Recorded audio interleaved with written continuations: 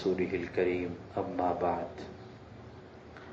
عن حارثة بن وهب رضي الله تعالى عنه قال سمعت رسول الله صلى الله عليه وسلم يقول ألا أخبركم بأهل الجنة كل ضعيف مستضعف لو أقسم على الله لأبره ألا أخبركم بأهل النار كل عتل جواز مستكبر او كما قال سیدنا رسول اللہ صلی اللہ علیہ وسلم. حضرت حارثہ رضی اللہ تعالیٰ عنہ سے روایت ہے، فرماتے ہیں کہ میں نے رسول اللہ صلی اللہ علیہ وسلم سے سنا ہے، آپ فرما رہے تھے میں تمہیں جنتی لوگوں کے بارے میں بتاؤں، جنتی لوگ کیسے ہوتے ہیں، ان کی کیا علامت ہیں.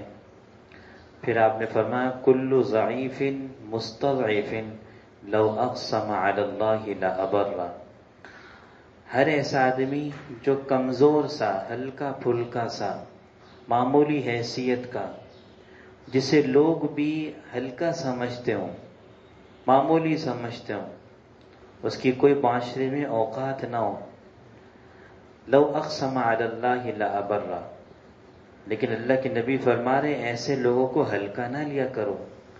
ان میں سے بہت سے ایسے بھی ہوتے ہیں جن کا اللہ سے اندر ہی اندر ایسا تعلق ہوتا ہے کہ اگر یہ اللہ پر قسم اٹھا لیں اللہ ان کی قسم کو پورا کر دیتے ہیں. اور پھر فرمایا ایسے لوگوں کے بارے میں بتاؤ جو جہنمی ہیں، ان کی کیا صفات ہیں. فرمایا کل عتل جواز مستکبر، ہر ایسا آدمی جو سخت مزاج ہو، جو منہ چڑھا اور نک چڑھا ہو، جس کے ماتھے پہ تیوری رہتی ہو، جو ہر ایک سے بات کرنا پسند نہیں کرتا ہو، اپنے آپ میں رہتا ہو، مستکبرین تکبر کرنے والا ہو. نبی علیہ السلام نے فرمایا یہ جہنمی کی علامت ہے. تو اس حدیث کے پہلے حصے میں حضور صلی اللہ علیہ وسلم نے ہمیں یہ سمجھایا اور سکھایا ہے کہ دیکھو جو معمولی معاشرے کے لوگ ہوتے ہیں انہیں حقیر نہ سمجھا کرو.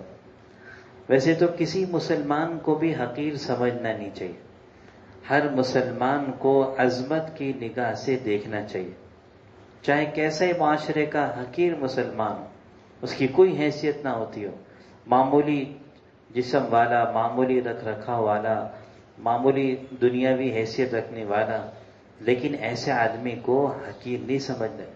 جو بھی ایمان والا ہے، جس کے دل میں ایمان ہے، وہ اللہ کے یہاں بہت حیثیت والا ہے. تو ایسا آدمی خاص طور پہ جو واقعتاً معمولی دکھائی دے رہا ہو، نبی علیہ السلام فرما رہے ہیں ایسے کو چھوٹا نہیں سمجھا کرو. حضور صلی اللہ علیہ وسلم کے زمانے میں ایک واقعہ پیش آیا، دو عورتوں کے درمیان لڑائی ہو گئی، ایک نے دوسرے کا دانت توڑ دیا. یہ مقدمہ حضور کے پاس پہنچا، آپ نے قاعدے کے موافق یہ فیصلہ سنایا جس نے دانت توڑا ہے اس کا بھی بدلے میں دانت توڑا جائے گا. یہ فیصلہ ہو گیا. تو جس کا دانت توڑا جانے کا فیصلہ ہوا اس کے سرپرست وہیں کھڑے تھے، وہ ایک معمولی سے انسان تھے. انہوں نے اس موقع پر کہا اے اللہ کے نبی صلی اللہ علیہ وسلم، اس ذات کی قسم جس نے آپ کو حق دے کر بھیجا ہے، اس کا دانت نہیں ٹوٹے گا.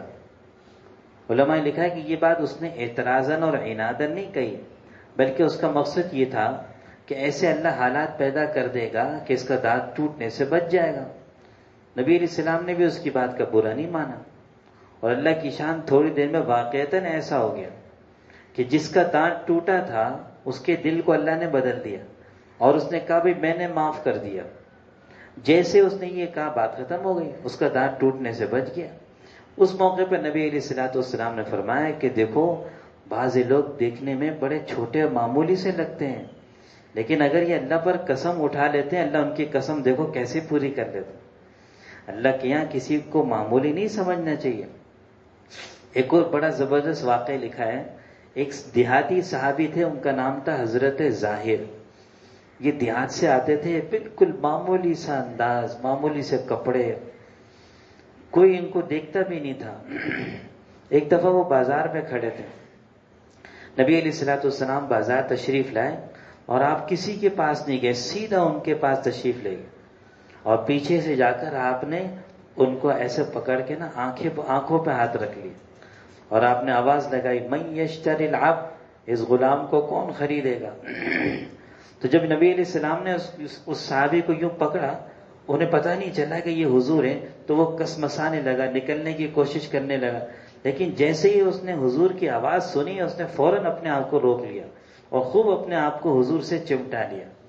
تو جیسے ہی نبی علیہ السلام نے آواز لگائی اس غلام کو کون خریدے گا، تو وہ کہنے لگے یا رسول اللہ مجھے کون خریدے گا؟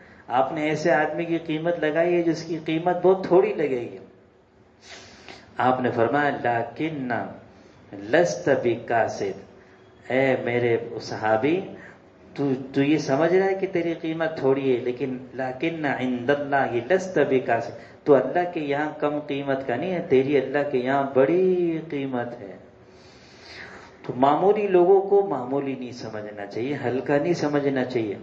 بعض لوگ ایسے لوگوں کے ساتھ معاملات بھی ایسے کرتے ہیں، برتاؤ بھی ایسا رکھتے ہیں، اگر ان کے اندر سے ہائی نکل گئی اور انہوں نے اللہ پر قسم اٹھا لی تو پھر معاملہ بہت کچھ سے کچھ ہو جائے گا۔